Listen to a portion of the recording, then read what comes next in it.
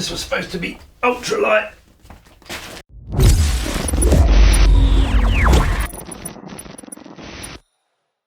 Hi, I'm Paul from the Studio Rats. New guitar day. If you've been watching the videos recently, you'll know that I bought a Gibson 335 and didn't get on with it.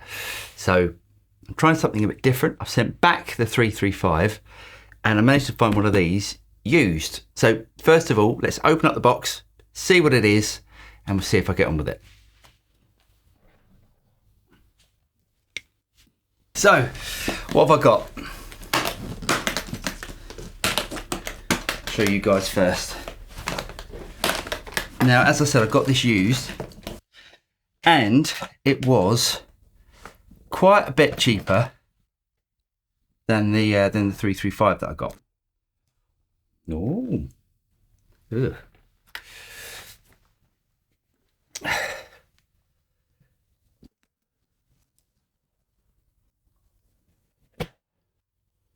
Wow, God, that is so light.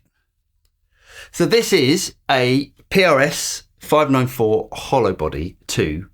It's a 2021 version, and as I said, I got it so much cheaper than the 335 that I bought. So what I'm going to do is to tune this up. Look at the back on that. Play with it for a couple of days, and then come back and I'll do the review.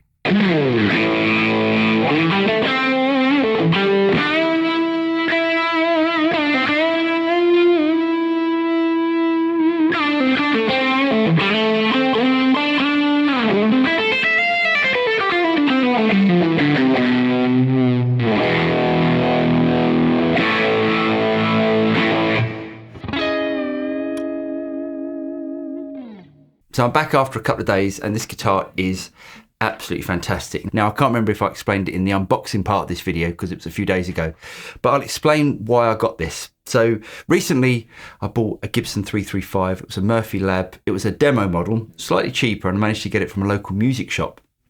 And great playing guitar, but I just couldn't get on with the tone of it. It was so dark and so woolly sounding, especially on the middle and the neck position, that I just couldn't imagine using it. I could only imagine using it in the bridge position.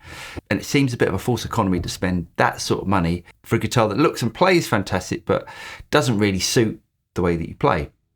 So I thought, what can I get? I wanted that sort of 335 sound.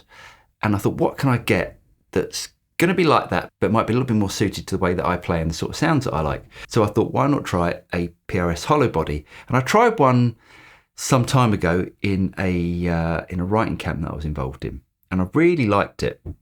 The only thing that I didn't like about the Hollowbody was the piezo pickup that's in the bridge. So PRS do a couple of different versions of the Hollowbody, and I think the original came with a piezo pickup, which is like an acoustic sort of sound, and I can't ever imagine using that for live or in the studio. It's just not my sort of thing to have a song where I might need an acoustic guitar. I'd rather pick up an acoustic guitar than play an electric guitar that sort of emulates that.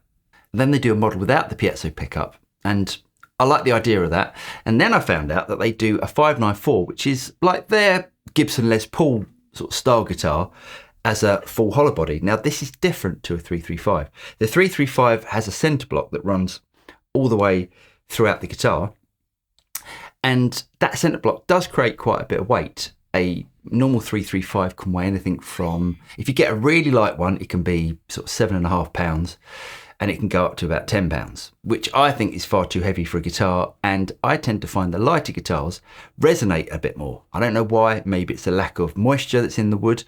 But anyway, this is a Hollowbody, so that eliminates all of that, because there's only a little block down here under the bridge, I guess, to support the bridge.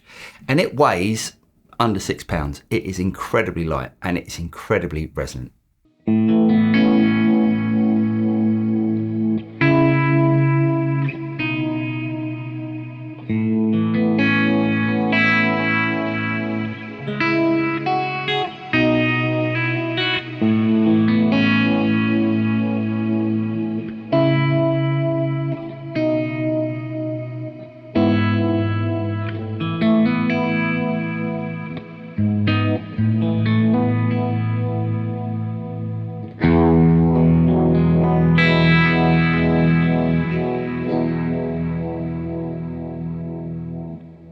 Now, I know there's loads of opinions out there about guitars and how wood doesn't matter and it's only the bridge, the pickups, the nut and the actual scale length of the guitar.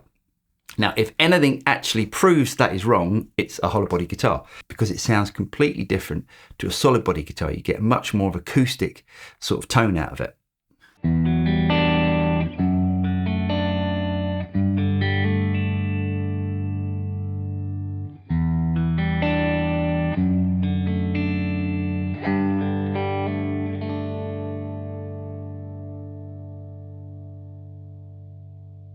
A few years ago, I bought a PRS Special Semi-Hollow, which I thought was a fantastic sounding guitar.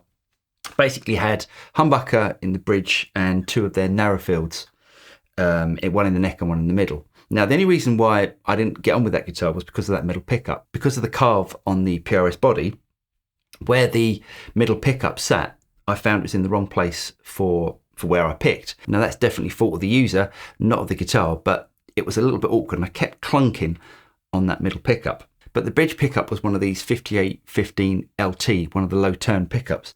And I loved the way the bridge pickup sounded. It was one of my favourite sort of humbucker tones. That and the Sir Pete Thornbucker, definitely my favourite humbuckers. And I missed that sort of tone. And luckily this guitar has two 5815 LTs, one in the bridge and one in the neck. And it's such a massive improvement on the Gibson humbuckers where you don't get that over woolly sound.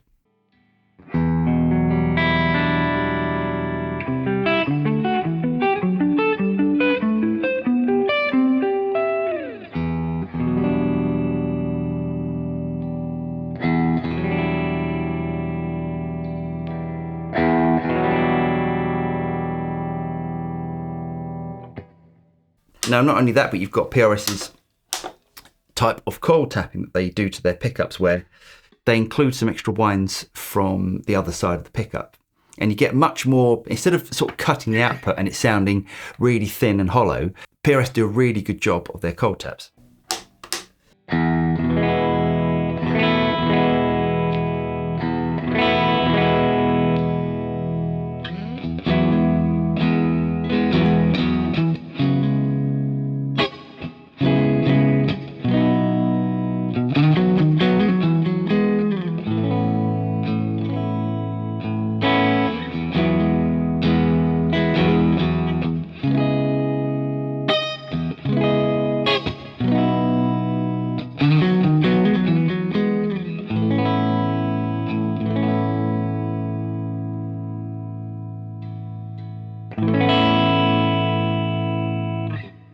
And when you engage the coil tap, it gives a real nice sort of top end that gives it an almost acoustic quality. Right, let's try it with a bit again.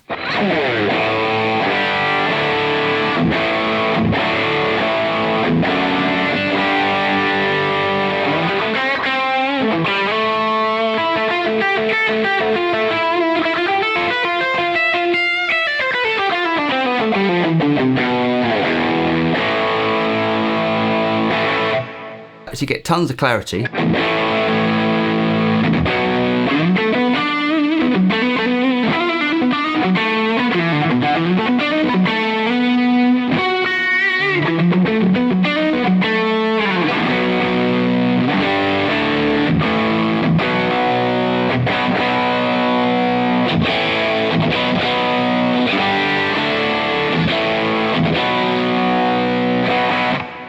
So I bought the Gibson 335 and I got it at a really good price. So I took that back, saved £1,000 by buying this, which enabled me to go and buy another amplifier to do tone captures with, which I'm doing a video later on in the week with.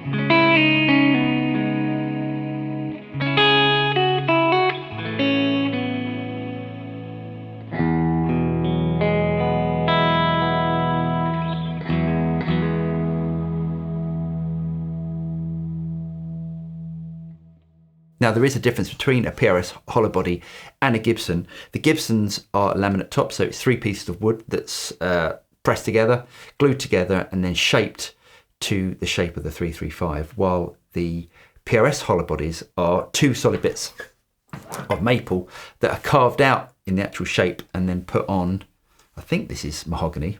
So it is a different construction, and I'm not saying one's better than the other, but you can see the amount of effort and time that's taken into building the PRS guitars because of the actual carving out of the wood. So if you're looking for a 335 style guitar, but you don't like the woolly bottom end of a 335, I would highly recommend one of these. It is definitely a keeper for me. This is not going anywhere.